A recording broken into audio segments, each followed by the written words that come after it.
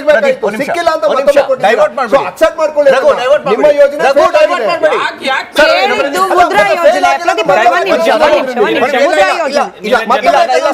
ಇಲ್ಲ. ನಾನು ಹೇಳ್ಬೇಕು, ಸಾರಿ, ನಾನು ಕೇಳಿದ ಪಾಯಿಂಟ್ ಮುದ್ರಾ ಬಗ್ಗೆ ನೋಡಿ. ನೀವು ಡಿಬೇಟ್ ಅಲ್ಲಿ ಬಂದು ಲೈವ್ ಟಿವಿಯಲ್ಲಿ ಅದು ಸುಳ್ಳು, ಅದು ಫ್ರಾಡ್, ಇದು ಫೇಕ್ ಅಂತ ಹೇಳೋದಲ್ಲ. ಇಲ್ಲ, ನಾನ್ ಸ್ಟಾಟಿಸ್ಟಿಕ್ ಕೊಡ್ತೀನಿ ಇವಾಗ. ವೀಕ್ಷಕರು ಕೇಳಿಸ್ಕೊಳ್ಳಿ ಇವಾಗ ಸ್ಟಾಟಿಸ್ಟಿಕ್ ನಾನು ಹೇಳ್ತೀನಿ. ನನ್ನ ಹತ್ರ 1 ವರ್ಷದ್ದು ನಂದು ಅಕೌಂಟ್ ಇದೆ. ಮುದ್ರಾ ಲೋನ್ಸ್ ಅಲ್ಲಿ ಎಷ್ಟು ಕಾಸು ಕೊಟ್ರು ಅಂತ. ಓಕೆ, ಸಾಲ ಕೊಟ್ಟರು ಸರ್, ನೀವು ನೋಡಿ ಸಾಲ 1 ವರ್ಷದಲ್ಲಿ ಅಂಡಮಾನ್ ಈ 36 ಸ್ಟೇಟ್ಸ್ ಟೋಟಲ್ ಡಿಸ್ಬರ್ಸ್ಮೆಂಟ್ ಅಮೌಂಟ್ ಬಂದ್ಬಿಟ್ಟು 1,32,954 ಕೋಟಿ ರೂಪಾಯಿ 1 ವರ್ಷದಲ್ಲಿ.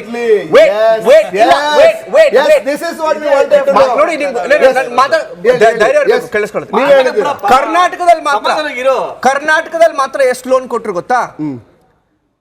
41,53,000 ಅಕೌಂಟು. ಇರಿ ಅಕೌಂಟ್ ಡಿಸ್ಬರ್ಸ್ಮೆಂಟ್ ಅಮೌಂಟ್ ಎಷ್ಟು ಗೊತ್ತಾ? 16,469 ಕೋಟಿ. 16,469 crore. ಅದು 1 ವರ್ಷದಲ್ಲಿ. ಅದ ಹೆಂಗ್ರಿ ನೀವು ಫೇಕ್, ಬೋಗಸ್, ಫ್ರಾಡ್ ಅಂತ ಹೇಳ್ತೀರಾ ನೀವು? ಓಕೆ, ನಾನು ಹೇಳ್ತೀನಿ ನೋಡಿ. ನೀವು ಒಂದು ಸ್ಟಾಟಿಸ್ಟಿಕ್ಸ್ ಬೇಕು. Thanks for that. ನಿಮ್ಮ ಸ್ಟಾಟಿಸ್ಟಿಕ್ಸ್ ಒಪ್ಕೊಳ್ತೇನೆ. ಒಂದು ನಿಮಿಷ ಸ್ವಾಮಿ, ಪ್ಲೀಸ್. ಈ ದೇಶದ ಏನು, ಒಂದು ನಿಮಿಷ, ನೀವು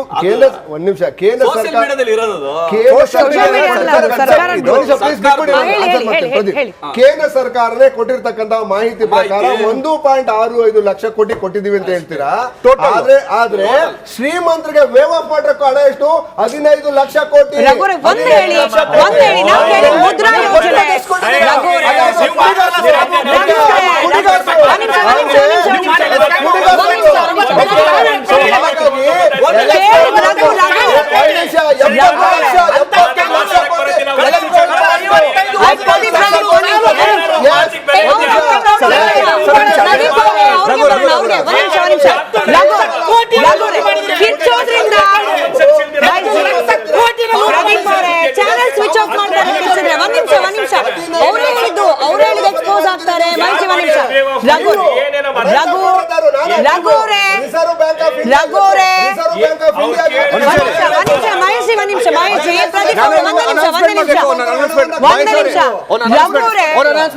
ಕೇಳಿದ್ ಗಣಪತಿ ಬಗ್ಗೆ, ಈಶ್ವರನ್ ಬಗ್ಗೆ ಯಾಕೆ ಮಾತಾಡ್ತೀರಾ? ಮುದ್ರಾ ಬಗ್ಗೆ ಕೇಳಿದ್ದು ಎಲ್ಲ ಹೋಗ್ತೀರಾ? ಈಗ ನೋಡಿ,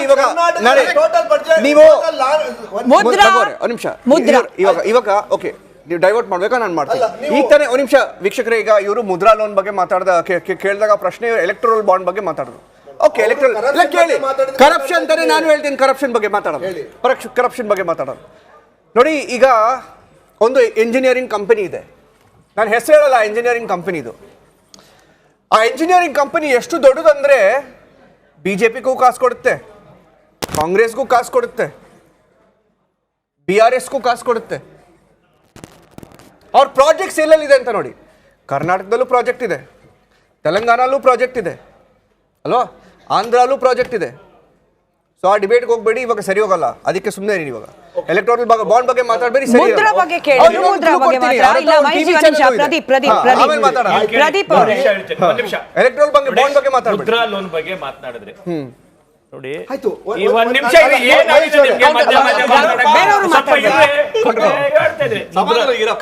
ಮುದ್ರಾ ಲೋನ್ ಬಗ್ಗೆ ಮಾತನಾಡಿದ್ರೆ ಏನು 1 ಲಕ್ಷದ ಅಷ್ಟು ಮುದ್ರಾ ಲೋನ್ ಡಿಸ್ಪ್ಲೇಸ್ಮೆಂಟ್ ಆಗಿದೆ ಅಂತ. ಈ ದೇಶದ ಒಳಗಡೆ ಏನೆಲ್ಲ ಕಳೆದ ಒಂದು 10 ವರ್ಷಗಳಲ್ಲಿ ಎಂಪ್ಲಾಯ್ಡ್ ಜನರೇಷನ್ ಆಗಲಿಕ್ಕೆ ಏನು ಕಾರ್ಡ್ಗಳಾಗಿದೆ 14 ಕೋಟಿ ಜನ ಹೊಸ ಎಂಪ್ಲಾಯ್ಮೆಂಟ್ ಕಾರ್ಡ್ ಅಂದರೆ ನಿಮ್ಮ ಇದ್ರ ಒಳಗಡೆ ನಮ್ಮ ಯಾವುದು ಇನ್ಶೂರೆನ್ಸ್ ಬರ್ತದಲ್ಲ, ಎಂತ ಬರ್ತದೆ, ಆಯುಷ್ಮಾನ್ ಅಲ್ಲ ಸರ್, ಕಾರ್ಮಿಕರಿಗೆ ಬರುತ್ತಲ್ಲ, ರಿಜಿಸ್ಟರ್ ಮಾಡ್ತಾರಲ್ಲ ಪ್ರೌಢ, ಇದಕ್ಕೆ ಪಿ ಎಫ್ ಇದಕ್ಕೆ ರಿಜಿಸ್ಟರ್ ಮಾಡಿರೋದು, ಭವಿಷ್ಯ ನಿಧಿಗೆ ರೂಪಿಸಿರೋದು. ಇದರ ಅರ್ಥ ಏನು ಇಂಡಿಕೇಶನ್ ಅಂತಂತಂದರೆ 14 ಕೋಟಿ ಜನ ಈ ಮುದ್ರಾ ಲೋನ್ ತೆಗೆದುಕೊಂಡು ಉದ್ಯೋಗವನ್ನು ಸೃಷ್ಟಿ ಮಾಡ್ಕೊಂಡಿದ್ದಾರೆ. ಇದ್ದಕ್ಕಿದ್ದ 2014ಕ್ಕೂ ಈಗಕ್ಕೂ 14 ಕೋಟಿ ಜನರ ಈ PF ಕಾರ್ಡನ್ನು ಜಾಸ್ತಿ ಆಗಬೇಕಾದ್ರೆ, PF ಕಾರ್ಡ್ ಯಾಕೆ ಸುಮ್ಮನೆ ಯಾರು ಹೋಗ್ಬಿಟ್ಟು ರಿಜಿಸ್ಟರ್ ಮಾಡ್ತಾರ? PF ಕಾರ್ಡ್ ಮಾಡಬೇಕಾದ್ರೆ ಒಂದು ಉದ್ದಿಮೆ ತೆಗೆದಿರಬೇಕು. ಆ ಉದ್ದಿಮೆ ಒಳಗಡೆ ನೌಕರಿ ಇರಬೇಕು, ಕೆಲಸ ಕೊಟ್ಟಿರ್ಬೇಕು, ಕೆಲಸ ಕೊಟ್ಟಿರ್ತಕ್ಕಂಥ ತೆಗಿರಿ ಬಿಸ್ನೆಸ್ ಆಗ್ತಾ ಇರಬೇಕು. ಅವ್ನು ರಿನ್ಯೂವಲ್ ಆಗ್ತಿರ್ಬೇಕು. 2014 ಇಸ್ವಿಗೂ ಇವತ್ತಿಗೂ 14 ಕೋಟಿ ಜನ ಜಾಸ್ತಿ ಈ ತರದಾಗಿದ್ದಾರೆ. ಇದ್ರ ಅರ್ಥ ಏನು? ನೀವು ಹಂಗೆ ಹೇಳ್ತೀರಿ ಇಲ್ಲ, ಮ್ಯಾನಿಫೆಸ್ಟೋದಲ್ಲಿ ಅವ್ರು ಬರ್ಕೊಂಡಿದ್ದಾರೆ ನೋಡಿ, ಲ್ಯಾಕ್ಸ್ ಆಫ್ MSME. ನೀವು ಹೇಳ್ತೀರಿ ಸೆಲ್ಫ್ ಎಂಪ್ಲಾಯ್ಮೆಂಟ್, ಸ್ಟಾರ್ಟ್ಅಪ್ ಗಳಾಗ್ತಾ ಇದೆ, ಅನ್ಎಂಪ್ಲಾಯ್ಮೆಂಟ್ ರೇಟ್ 8%. ನೀವು ಲೆಕ್ಕ ಕೇಳಿಸ್ಕೊಂಬಿಡಿ, ಪ್ರದೀಪ್ ಅವರು ಉತ್ತರ ಕೊಡ್ಬೇಕು. ಚರ್ಚೆ ಗಾಳಿ ಒಬ್ಬರೇ ಮಾತಾಡಕ್ಕಾಗಲ್ಲ, ಒಬ್ಬರೇ ಮಾತಾಡಕ್ಕಾಗಲ್ಲ. ಪ್ರದೀಪ್ ಅವರು ಓಪನಿಂಗ್ ರಿಮಾರ್ಕ್ ಕೊಟ್ಟಿಲ್ಲ. ಪ್ರದೀಪ್ ಅವರೇ ಒಂದ್ ನಿಮಿಷ ಕೇಳಿಸ್ಕೊಳ್ಳಿ. ಕಾಂಗ್ರೆಸ್ ಸರ್ಕಾರ ಅಧಿಕಾರದಲ್ಲಿದ್ದಾಗ ಪೀಣ್ಯ ಇಂಡಸ್ಟ್ರಿ ಕೇಳಿಸ್ಕೊಳ್ಳಿ.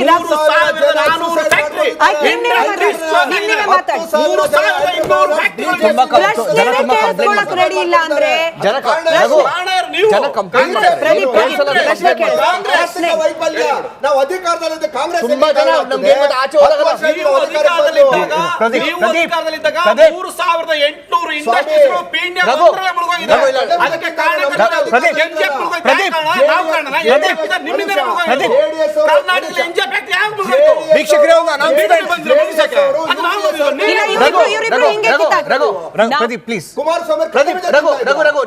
ಈಗ ತಾನೇ ಏರ್ಪೋರ್ಟ್ ಇಂದ ಬಂದೆ, ನಾನು ಸುಳ್ಳು ಹೇಳ್ತಿಲ್ಲ. ಈಗ ತಾನೇ ಏರ್ಪೋರ್ಟ್ ಇಂದ ಬಂದೆ, ಡೈರೆಕ್ಟ್ ಆಗಿ ಬಂದೆ ಚರ್ಚೆಗೆ. ಎಲ್ಲಿ ಜನ ಸಿಕ್ತಾಗಲ್ಲ ಏನ್ ಹೇಳ್ತಾರೆ ಗೊತ್ತಾ, ಸರ್ ನಿಮ್ಮ ಶೋ ಏನೋ ಚೆನ್ನಾಗಿದೆ, ಬಟ್ ಏನ್ ಕಿರ್ಸ್ತಾರೆ ಸರ್, ಏನೋ ಕೇಳಿಸೋದೇ ಇಲ್ಲ ಅಂತ. ಅಲ್ಲ, ಇವಾಗ ನೀವು ಚೆನ್ನಾಗಿ ಮಾತಾಡಿದ್ರೆ ನಿಮ್ಮ ಮ್ಯಾನಿಫೆಸ್ಟೋ ಪ್ರಣಾಳಿಕೆದಲ್ಲಿ ಏನಿದೆಯೋ ಅದು ಜನರಿಗೆ ಕೇಳಿಸುತ್ತಲ್ವ ಚೆನ್ನಾಗಿ, ಅವ್ರಿಗೆ ಸ್ವಲ್ಪ ಅರ್ಥ ಆಗುತ್ತೆ. ಕೇಳಿಸ್ಕೊಳ್ಳಿ. ಓಟ್ ಬೇಕಲ್ವಾ ನಿಮಗೆ? ಓಟ್ ಬೇಕಾದ್ರೆ ಕೇಳಿಸ್ಕೋಬೇಕಾದ್ರೆ ಆರಾಮಾಗಿ ಮಾತಾಡಿ. ಓಕೆ, ಹೇಳಿ ಸರ್. ಇವರು ಅನ್ಎಂಪ್ಲಾಯ್ಮೆಂಟ್ ಬಗ್ಗೆ ಮಾತಾಡಿದ್ರಲ್ಲ, ಬೆಂಗಳೂರು 1ರಲ್ಲೇ UPA ಅಧಿಕಾರದಲ್ಲಿ ಇದ್ದಂತಹ SM ಕೃಷ್ಣ ಅವರ ಅಧಿಕಾರದಲ್ಲಿ ಇದ್ದಾಗ 2004ರ ಅವಧಿನಲ್ಲೇ 1999 2004ರ ಅವಧಿಯಲ್ಲೇ ಹೆಚ್ಚು ಕಮ್ಮಿ 3200 ಇಂಡಸ್ಟ್ರೀಸ್ ಮುಳುಗೋಗಿದೆ. ಬೆಂಗಳೂರು ಮುಳುಗೋಗಿದೆ. ಬೆಂಗಳೂರಲ್ಲಿ NGF ಫ್ಯಾಕ್ಟ್ರಿ, ಯಾವ ಸೋಪ್ ಫ್ಯಾಕ್ಟ್ರಿ ಅದು ಅಳುವಿನಂಚಲಿದ್ದು ದುಡ್ಡು ಕೊಟ್ಟು ಉಳಿಸ್ಕೊಂಡಿರೋದು. ನೀವು ಲೈಟ್ ಫ್ಯಾಕ್ಟ್ರಿ ಯಾವ ಫ್ಯಾಕ್ಟ್ರಿಯಲ್ಲಿ ಯಾರು ಲಂಚ ತಗೊಂಡಿದ್ದು ಸಿಗಾಕೊಂಡ್ಬಿಟ್ರಲ್ಲ, ರೀಸೆಂಟ್ ಆಗಿ ವಾಪಸ್ ಜಾಯ್ನ್ ಆದ್ರಲ್ಲ, ಅವ್ರ ಹೆಸರೇನು? 40 ಕೋಟಿ ರೂಪಾಯಿ ಅಲ್ಲ? 40 ಕೋಟಿ ಎಷ್ಟು? 8 ಕೋಟಿ ಕ್ಯಾಶ್ ಸಿಕ್ಕಿತ್ತಾ? ಯಾವ ಪಾರ್ಟಿ ಸರ್ ಅದು? ಒಂದಲ್ಲ ನಿಮ್ಮ ಪಾರ್ಟ್ನರ್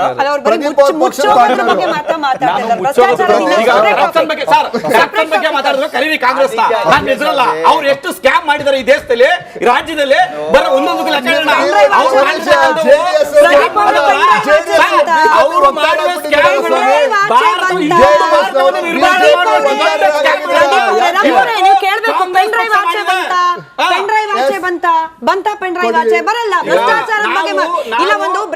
ಬ್ರೇಕ್ ಹೋಗ್ಬೇಕು. ಪ್ರದೀಪ್ ಅವರೇ ಸಾರಿ, ಬ್ರೇಕ್ ಹೋಗ್ಬೇಕು.